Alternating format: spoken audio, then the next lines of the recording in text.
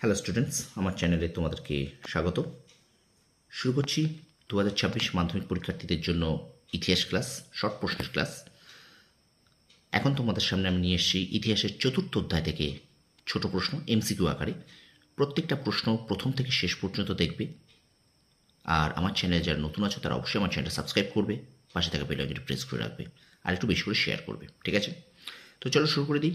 Class 10 2026 মাধ্যমিক পরীক্ষার্থীদের জন্য ইতিহাসের শর্ট প্রশ্নের ক্লাস এমসিকিউ আকারে প্রথম পর্ব। দেখো, প্রথম প্রশ্ন বলছে 1857 খ্রিস্টাব্দের বিদ্রোহ শুরু হয় পলাশির যুদ্ধের, অপশান ক হবে এখানে, 100 বছর পর। 2 নম্বর প্রশ্ন বলছে সিপাহী বিদ্রোহ কবিতাটি রচনা করেন, অপশান ক সুকান্ত ভট্টাচার্য। আমি অপশানগুলো শুধু বলছি, উত্তরগুলো পরে। প্রশ্ন দেখো, মঙ্গল পাণ্ডের ফাঁসি হয়, অপশান ক 1857 খ্রিস্টাব্দে। পরের প্রশ্ন দেখো, 1857 খ্রিস্টাব্দের বিদ্রোহের মূল কেন্দ্র বলা হয়, ক হবে দিল্লিকে। তারপরে প্রশ্ন দেখো, 1857 খ্রিস্টাব্দের বিদ্রোহে যোগ দেয়নি কোন রাজ্য, এখানে বলতে চাইছে। উত্তর দেখো অপশান খ পাঞ্জাব। পরের প্রশ্ন, লক্ষ্মীবাইয়ের আসল নাম কি, এখানে অপশান ক মণিকর্ণিকা। তারপরে প্রশ্ন দেখো, কোন যুদ্ধে লক্ষ্মীবাই শহীদ হন, উত্তর কোটা কি সারাই যুদ্ধে।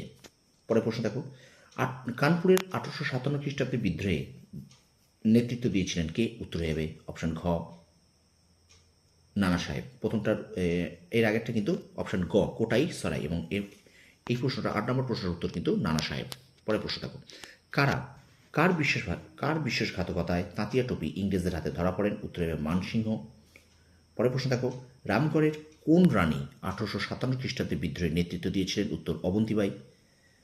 পরের প্রশ্ন দেখো, 1857 খ্রিস্টাব্দে বিদ্রোহের সময়কালে ইংল্যান্ডের প্রধানমন্ত্রী কে ছিলেন, উত্তর হবে পামারস্টোন।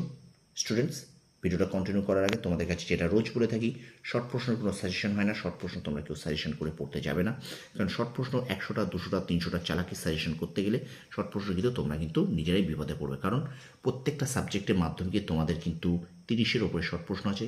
সুতরাং 30-এর ওপরে শর্ট প্রশ্ন, 30-এর ওপরে নাম্বার পেতে গেলে অবশ্যই তোমাদেরকে তোমাদের কাছে যে টেক্সট বইটা আছে সেটা তোমরা মন দিয়ে করো। আর অবশ্যই আমার চ্যানেলটাকে তোমরা একটু ফলো করো, দেখবে তোমরা পরীক্ষার জন্যে শর্ট প্রশ্ন তোমাদের কোনো চিন্তা করতে হবে না। ঠিক আছে, চলো ভিডিওটা কন্টিনিউ করছি। আর আরেকটা কথা, যেটা আমার চ্যানেলে যারা প্রথম আছো, তারা নতুন আছো যারা, অবশ্যই আমার চ্যানেলটা শেয়ার করে দাও, সাবস্ক্রাইব করে দাও, আর পাশে থাকা বেল আইকনটি প্রেস করে দাও। চলো শুরু করি, চলো কন্টিনিউ করছি আমাদের এই ক্লাসটি। পরে প্রশ্ন দেখো, 1857 খ্রিস্টাব্দের মহাবিদ্রোহকে ভারতের প্রথম স্বাধীনতার যুদ্ধ বলেছিলেন, উত্তর হবে গ বিনায়ক দামোদর সাভারকার। তারপর প্রশ্ন দেখো, মহাবিদ্রোহকে কৃষক বিদ্রোহ আখ্যা দিয়েছেন শশীভূষণ চৌধুরী। পরে প্রশ্ন দেখো, কোন ব্রিটিশ ঐতিহাসিক 1857 খ্রিস্টাব্দের বিদ্রোহকে ধর্মীয় বিদ্রোহ বলেছেন, উত্তর হবে স্যার জন কে। পরে প্রশ্ন দেখো, কার্ল মার্কস 1857 খ্রিস্টাব্দের বিদ্রোহকে বলেছেন জাতীয় অভ্যুত্থান বা বিদ্রোহ। পরে প্রশ্ন দেখো, মহাবিদ্রোহকে যে ব্রিটিশ লেখক সিপাহী বিদ্রোহ আখ্যা দিয়েছেন, উত্তর হবে চার্লস রেক্স। তারপর প্রশ্ন দেখো, 1857 গ্রন্থটি রচয়িতাকে, উত্তর সুরেন্দ্রনাথ সেন।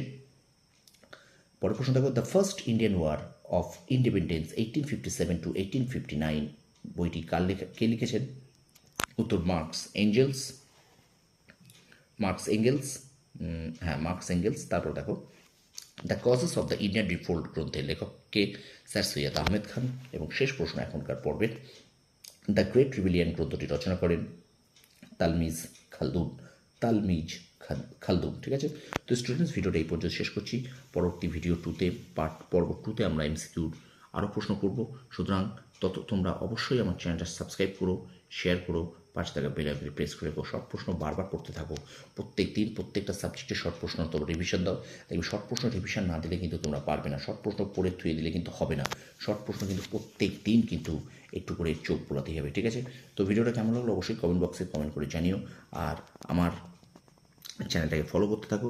2026 মাধ্যমিক পরীক্ষার্থীদের জন্য ইতিহাস, ভূগোল এবং বাংলা ক্লাস আমি কিন্তু আমার এই চ্যানেলে আপলোড করছি। তোমরা সফল হও, তোমাদের সাফল্য কামনা করি। ধন্যবাদ।